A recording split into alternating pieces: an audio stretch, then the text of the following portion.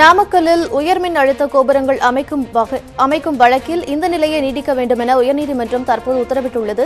விவசாய நிலங்களில் உயர்மின் அழுத்த கோபுரங்கள் அமைப்பதற்கு தடை கூறிய வழக்கில் உயர்நீதிமன்றம் இந்த ஆணையை பிறப்பித்துள்ளது. இதுகுறித்து கூடுதல் தகவல்களை செய்தியாளர் பிரகாஷிடம் கேட்கலாம். பிரகாஷ், சொல்லுங்க. நாமக்கல்லில் உயர்மின் அழுத்த கோபுரம் அமைக்கும் பணிகளில் தற்போதைய நிலையை நீடிக்க வேண்டும் என்று உயர்நீதிமன்றம் குறிப்பிட்டுள்ளது. இந்த வழக்கில் என்னென்ன வாதங்கள் எடுத்து வைக்கப்பட்டன? தகவல்களை பதிவு பண்ணுங்க.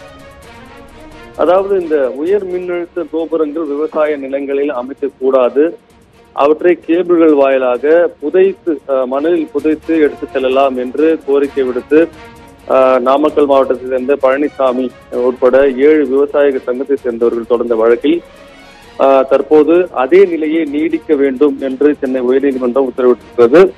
அடுத்த வாரத்திற்கு, அதாவது ஒரு வாரத்திற்குள் மத்திய அரசு தரப்பு இதற்கு பதிலளிக்க வேண்டும் என்றும் அந்த உத்தரவில் தெரிவிக்கப்பட்டிருக்கிறது. இந்த உயர் மின்னழுத்த கோபுரம் என்பது அதாவது ராஞ்சி வரை எடுத்து செல்லப்படுகிறது. இங்கே திருப்பூர் புகழூரில் இருந்து எடுத்து செல்லப்படும் சத்தீஸ்கர் மாநிலம் வரை 800 கிலோ வாட் மின்சாரத்தை எடுத்து செல்வதற்காக தமிழகத்தில் மட்டும் 7 மாவட்டங்களை அது கடந்து செல்கிறது. இந்த உயர் மின்னழுத்த கோபுரங்கள் பணிகள் தற்போது தொடங்கப்பட்டிருக்கக்கூடிய சூழலில் அதற்கு தடை விதிக்க வேண்டும் என்று கோரிக்கை விட்டுதான் இந்த மனு தொடரப்பட்டது.